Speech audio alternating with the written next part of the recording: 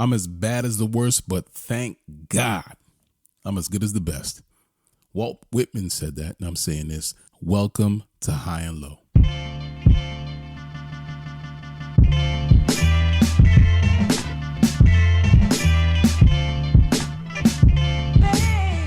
Good day and good night. Welcome to the High and Low Basketball Show. This is episode number 100 and Wade, aka episode number 182, because Dwyane Wade is arguably the greatest player born in the year 1982. And I say arguably because there might be some Amari Stoudemire or Boris Diaw fans with a differing opinion, or maybe Gilbert Arenas is your preference. I don't know. I would question everything about you if that was the case, but we are all entitled to our own opinions. Nevertheless, we're going with Dwyane Wade because of all the players born in 82, D-Wade is the guy with 3 titles, NBA Finals MVP trophy, Hall of Fame credentials. He got those. He is him. I think it's fair to say his achievements far outweigh Gilbert's short stint as a top 30 player. I don't know. Why am I going at Gilbert Arenas? I'm not sure why I'm doing that. Anyway, not my intention at all. Let's move on. Again, welcome to the show. My name is Ike Amaechi. Around here, we live by a principle governed by the high and low lives of the world, which means we talk about basketball, especially and specifically the NBA. And we talk about it at any time, anywhere, north, south, east, west, high, and low. This week on the show, we're in the NBA's upside down. What does that mean? Well, it's a place where left is right, right is wrong, up is down. Why is everything upside down? We spend hours, days, weeks, years talking about the best, celebrating the best, propping them up on pedestals and putting them on Mount Rushmore. And that's fine. When a person excels at what they do, they should be recognized for it. Amen, brother. Amen. Love this. All right. Woo! Keep that in mind when I share what today's topic is about. Week after week, we give a lot of real estate to Nikola Jokic, Giannis Antetokounmpo, LeBron James, Steph Curry. But I want to shed some light on the other side of that conversation. Some would call this exposing, but I disagree with that. This is an opportunity to put the spotlight on the other side. A couple of episodes back, I talked about the illusion of stardom and how much we should appreciate the guys who aren't on the marquee. We're staying in the same universe, but we're going a little lower down the ranks. In fact, I'm going all the way down to the bottom. I've done this before, talked about the worst player in the NBA or the worst players in the NBA. I'm going to do it again. An early season, a very early season look at the worst player in the league by some interesting metrics I'll explain in a bit. You don't want to miss this one. I also have a listener question, very interesting one. I'm going to answer that one. It's a question about the refs. Yes, Hugo's favorite subject. Anyway, stay tuned for that. Before we lock in, let me check in. Oh, hi. Thanks for checking in. I'm still a piece of garbage. Yes, he is. Listeners, thank you for joining us for another installment of the show. Another week, another episode, more NBA. So, of course, more high and low. And things are certainly happening in the NBA. You have questions. I have answers. So let's talk about it. Let's talk about something important. This week's listener question is from Cameron in Omaha, Nebraska. Shout out to Nebraska, land of the Cornhuskers. Cameron's question is this: is it just me, or are the refs giving out techs more frequently and for lesser infractions? Great question. Again, great question, Cameron. It's not just you. You know, I've heard comments from other people who watch the game, which led me to some stat chasing, right? Because on the surface, it would appear so. You know, my immediate reaction was to be like, yeah, I agree. But again, I just wanted to do a little stat chasing. And apparently there have been 92 technical fouls in total this season, $184,000 in fines. That's right. Each technical costs $2,000. By this time last season, though, there were 132 techs given out, $264,000 in fines. So the statistical answer is a resounding no. But I'm sure sentiment analysis would tell a different story. When a superstar is given a technical for a split second of eye contact with a defender after dunking on him, a technical that leads to his ejection in like the third quarter, people are going to get frustrated, especially during a season in which you have a new player participation policy to ensure that fans who pay good money to watch NBA stars in person get what they pay for.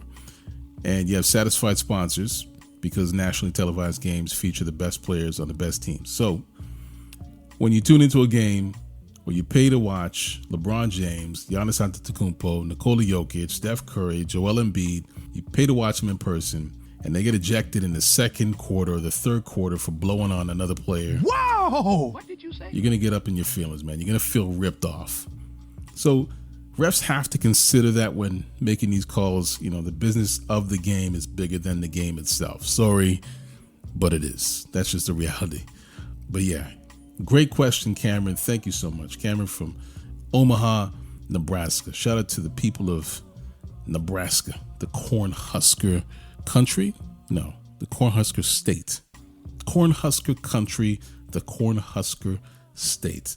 A quick reminder to High and Low Lives, if you want to leave a question for us to answer on the show, send your DM to us on TikTok and More High and Low, or you can send it to us on Instagram at Get High and Low. Links are always in the show notes every single time. Speaking of time, it's time for us to take a quick break. When we come back, I'm going to talk about the worst player in the NBA. Yeah, respectfully. Anyway, this is High and Low. We'll be right back.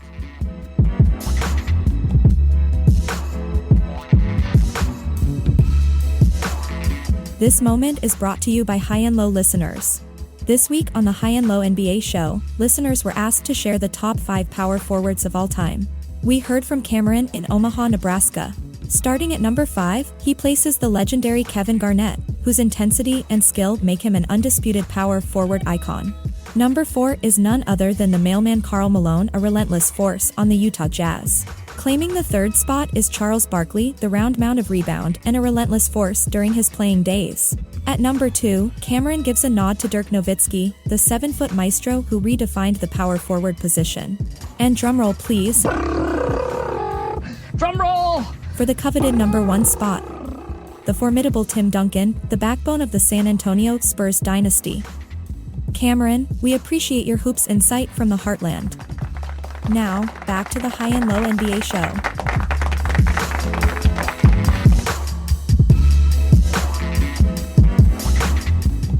And I'm back. I'm Ike Amaechi, and this is the High and Low Basketball Show. As mentioned earlier, I'm pulling you into the NBA's Upside Down this segment. I've done this before, back on episode 87 on January 17th, 2022. I used PER as a catch-all metric to identify the worst players in the NBA. If you want to know who they were, feel free to listen to that episode. I've also talked about the worst NBA stars in the league. That was episode 138. Talked about the worst team in the NBA. That was on episode 145. So, hey, by all means, go back to those episodes so you can listen and hear me dwell in the NBA's Upside Down. This is not new territory, but I don't do it that often. In fact, I wasn't planning on talking about this at all this week. I wasn't planning on it until I stumbled onto this crafted plus minus metric courtesy of craftednba.com. This was sent to me and I went through and I was just like, wow.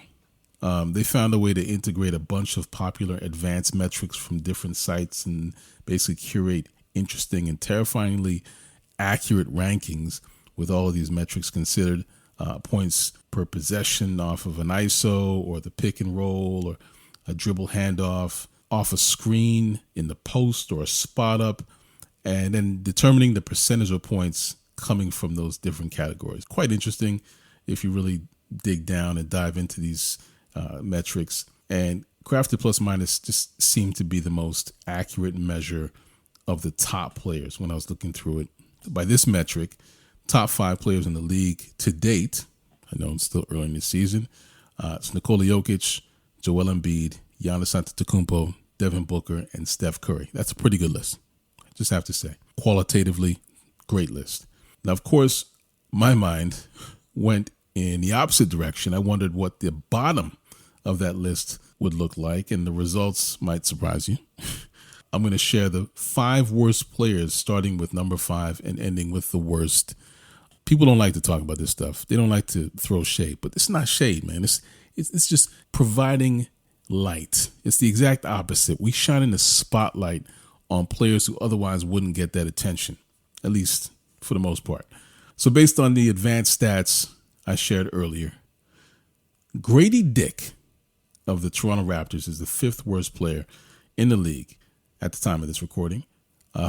Remember, the Raps used their 2023 lottery pick on Dick and got Dick. Whoa! What did you say? Never mind. I had to say it, man. I'm sorry. It's his name. That's his name. Okay. I'm not cursing. It's not profanity. That's his name. Anyway, never mind advanced statistics. If you just look at Dick's traditional numbers, they're atrocious. 15% from the field, 8% from 3 in his last 5 games. He averages less than a bucket a game in 14 minutes per game. He's a rookie, so it's early. You know what? He gets a pass. We'll check back with Dick after the All-Star break. All right? Pause.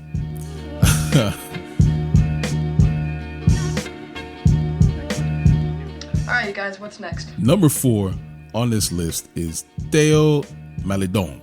Yes, he's French. Not Canadian French like Lou Dort. Nah, Maledon is French like Victor Wembanyama French. Yeah. 4th-year guard in Charlotte who was drafted to Philly back in 2020. Got traded to OKC along with Al Horford. Started with the Spark, and now he's playing a bit part in Charlotte. Did you hear that? Sounded like a line. I like that. Started with a Spark, and now he's playing a bit part. I like that. But yeah, he's playing a bit part in Charlotte, averaging 5.8 points per game, shooting 15% from 3. Again, small, tiny, minute sample size. But it's interesting to see this side of the league. Really it is.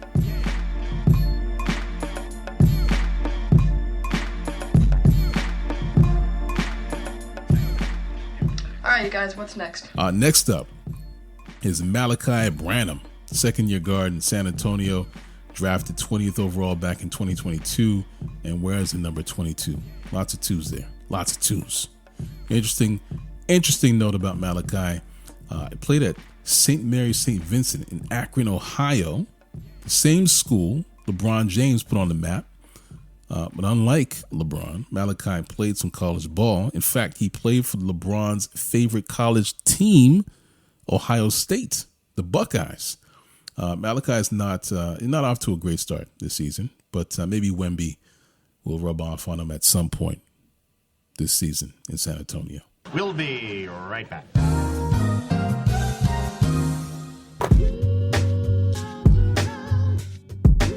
This week in NBA history, top guys did top guy things. On November 15th, 1960, basketball fans witnessed an unparalleled scoring spectacle as Elgin Baylor, donning the iconic Los Angeles Lakers jersey, put his name in NBA record books. In a mesmerizing performance, Baylor amassed a staggering 71 points, setting a record that reverberated through the league. The Lakers soared to a 123-108 victory over the Knicks in New York, and Baylor's feat captivated fans and pundits alike. Yet, such is the ephemerality of records in the world of basketball, as Wilt Chamberlain would ascend to even greater heights, eclipsing Baylor's mark with an awe-inspiring 100-point game against New York on March 2nd, 1962. On November 16th, 1957, the basketball realm witnessed a rebounding spectacle as Bill Russell, the towering force of the Boston Celtics, asserted his dominance on the boards in a resounding victory over Philadelphia. In a single half, Russell snared an astonishing 32 rebounds, adding his name to the NBA record books. This remarkable feat, a testament to Russell's unparalleled prowess in the paint, set a standard that still echoes through the halls of basketball history. The Celtics claimed a convincing 111-89 home victory, and Russell concluded the game with a total of 49 rebounds. As the pages of his illustrious career turned, Russell's rebounding prowess reached even greater heights, culminating in a monumental game against Syracuse on February 5, 1960, where he hauled in an astounding 51 rebounds. Only the towering figure of Wilt Chamberlain, with his 55 rebound performance, would surpass Russell's indomitable presence on the boards. That was a little something for the NBA history nerds. Now let's get back to the High and Low NBA show. Anyway, let's move on to the second worst player in the league according to the crafted plus-minus metric. It's Max Christie, a second-year guard for the Lakers of Los Angeles. Christie was a second-round pick back in 2022. Went to Rolling Meadows High School in Rolling Meadows, Illinois, a city that has produced two NFL quarterbacks in Jimmy Garoppolo and Scott Tolzien.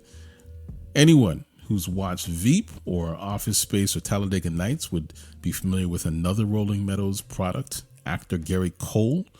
You know what? I'm not going to jump down that Hollywood rabbit hole. I would love to, but I won't. Yeah, I can't digress. Instead, I'll say this about Max Christie. He was projected to average 11 points per game this season. He's currently averaging 3.8 on 28% shooting from the field, 10% from behind the arc. Yikes. It's early. Again, early. But Max Christie, get your numbers up. All right, you guys, what's next? Finally, it's the moment we've all been waiting for. The worst player in the NBA right now at this ridiculously early point in the season. This player was expected to make an impact this season. Big one, actually. He was supposed to take his team by the reins and lead them into the next era of the franchise. In fact, the team cleared the runway for him. They jettisoned their franchise player and handed the keys to this boy. I guess I shouldn't say that. To this guy, to this man. This player jumped into the driver's seat and passed gas instead of stepping on it. In other news, my apologies. I'm talking about Scoot Henderson in Portland Trailblazers. Scoot has been abysmal through the first handful of games, while his rookie counterpart has been killing it in San Antonio. Like crazy, yeah.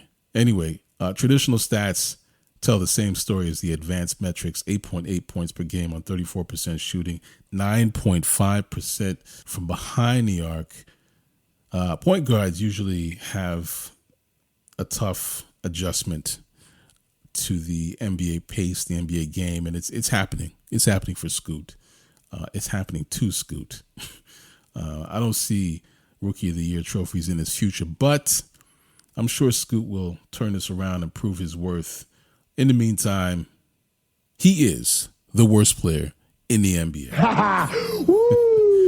Respectfully. Why the fuck I can't shoot 3-point shots? Anyway, that brings us to the end of this episode of High and Low. I hope you enjoyed this one. It was a brief one. Remember to subscribe to High and Low anywhere you find podcasts and make us a part of your weekly routine. You know where to find us. We're on Instagram. We're on TikTok. We're on X. We are on YouTube. Links to those are all in the show notes. Listeners can find Hugo, Mitch, Sean, Steven. You'll find them there, including myself. Once again, music is by Live of the Enjoy Music Group. You can find Live on X and on Instagram at LYVE. Additional music is by Sonny Rockwell of The Goodness. You can't find that guy anywhere. Ghost. Sound design is by Vonn+Abrahamm.